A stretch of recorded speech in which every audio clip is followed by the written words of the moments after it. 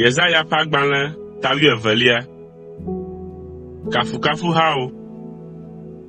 Le ɣe ma ɣi la, agblɔ be, makafu wò, o Yehowa. Togbɔ be èdo dɔmedzoe ɖe ŋunye tsã hã la, wò dɔmedzoe nu yi, eye nèfa akɔ nam. Nyateƒe, Mawu nye nye xɔname, maɖo dzi ɖe eŋu, eye nyemavɔ̃ o. Yehowae nye nye ŋusẽ kple nye hadzidzi, eye eyae zu nye xɔname. Miaɖu tsi le xɔname ƒe vudowo me kple dzidzɔ.